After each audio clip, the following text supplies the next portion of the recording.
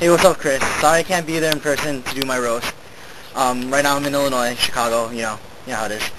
But the guys contacted me, they asked me if I could send my roast via videotape, and I said, sure, why not?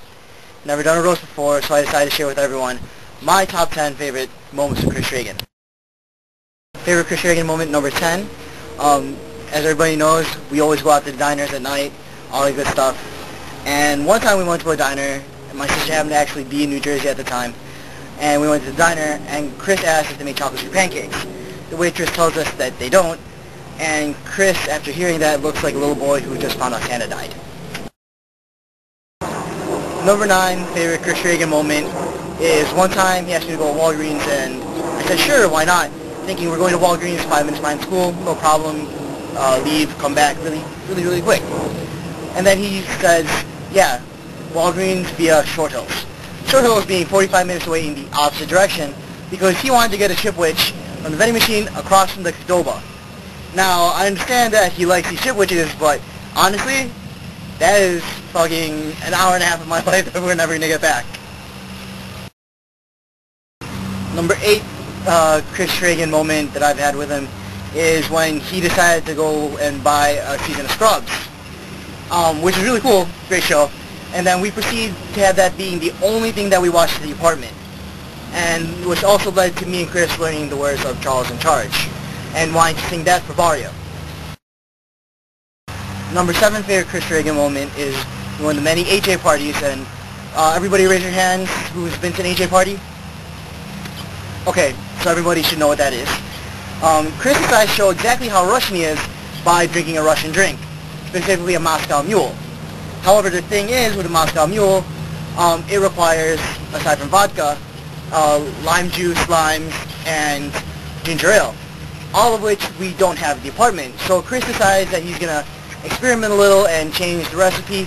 And instead, for the rest of the night, he's drinking a Moscow Mule made out of vodka and 7-Up, which isn't exactly a Moscow Mule, but Chris, by that point, had drank so many of them that he convinced himself and a lot of us that that is exactly how they make it in Russia. Number 6 favorite Chris Shragan moment is when me and Chris will go running with Q, and Q being Q, you know, he won't want to stop or walk or turn back or whatever, he just doesn't want to run anymore. Chris came with a brilliant idea that where me or Chris would tell Q, hey Q, Matt could run another mile or two, and then Q would go, fuck Matt, Matt's retarded, and then he continued running in order to, you know, be like, fuck Matt. So, you know, Chris, good job, great idea, got Q to run. Number 5 favorite Chris Shragan moment is the one time he walks into the apartment saying, I discovered what the manliest thing a straight guy could do is. At which point I asked out of morbid curiosity, not knowing the repercussions that it come across, I asked why. What would be the manliest thing a straight guy could ever do? And Chris states the manliest thing a straight guy could ever do is get paid to make gay porn. And then proceeds to tell me exactly why it would be the manliest thing ever for a straight guy to do gay porn and get paid for it. Take from it what you want. I'm not saying that this is a statement, anything at all about Chris's preferences, sexual tendencies, or otherwise what he does with any, you know, like Matt or Q when we're not there. I'm just saying, it's the manliest thing that Chris can think of.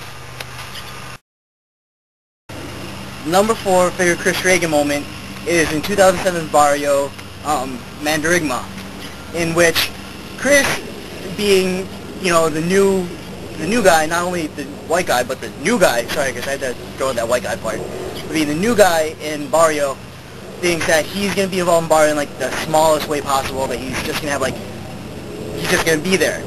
And then eventually, it becomes, as we get closer and closer to Barrio, he gets a bigger part.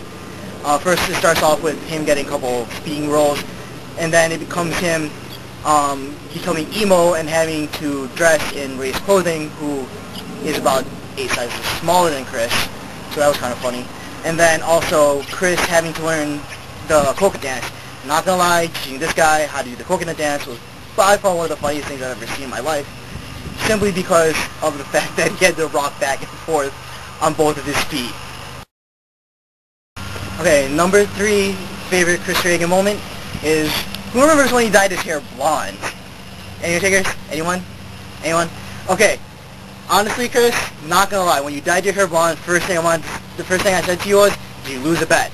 Or what happened? I can't remember. But all I know is I was shocked, disturbed, dismayed. And I remember people calling you Jason Bourne and Matt Damon, but the thing was, I'm pretty sure that Matt Damon and Jason Bourne hair were all the same color. You having blonde hair and then your eyebrows and your beard being brown just didn't seem right. Number 2 favorite Chris SHRAGIN moment is a little bit of revenge. But remember one night, Chris, where I cock-blocked you for about 10 hours and therefore kind of earned for that day the cock-blocking award? Yeah, I remember going above and beyond the Call of Duty until about 5 o'clock in the morning, even accompanying you to like McDonald's or Burger King or where the hell we went. I'll remember you keep on giving me the look to go, Fong, please go to sleep, and me going, yeah, I'm still working on my paper. I can't go to sleep yet. I'm working on my paper. I'm in the zone. I'm in the zone. And just staying up with you guys until that time. I'm not going to say who it was, but you know. And that's why it's number 2. We are now at the number 1 favorite Chris SHRAGIN moment. This one was kind of funny, simply because not only did me and Hugh and Matt tell him, but we went online and got other people to confirm it with us. Number 1 Chris SHRAGIN moment is when we told Chris that he is by far one of the most gifted cockblocks ever. Those of you who don't know what cockblock is, look at Chris. That's it. He has a gift for this. I mean, he's just, I don't know how else to put it, but he's like the template upon which all other cockblocks and ninjas should be based. Wherever you don't want him, he's gonna just appear right there and just do what he does. Who here has been cockblocked by Chris? Please raise your hand. And if your hand's not raised and you're a guy, you're lying.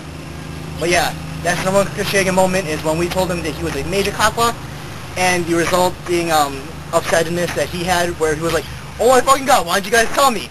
I didn't know I ever knew I was a cockblock, honestly. But yeah, Chris, you're still a cockblock. But you know what? Love you for it. Alright, Chris. I don't know if that was a good roast. I don't know if all of them were funny. I hope they were. They were funny to me when I was trying to think of them. But, yeah, those are my top 10 funniest memories with you, bro. Aside from, you know, like, just hanging out in the apartment, all the balcony stuff, you know, just hanging out there, chilling, drinking beer, all that good shit. Good luck in Japan. Have fun. Enjoy it. And don't get too many Japanese girls pregnant.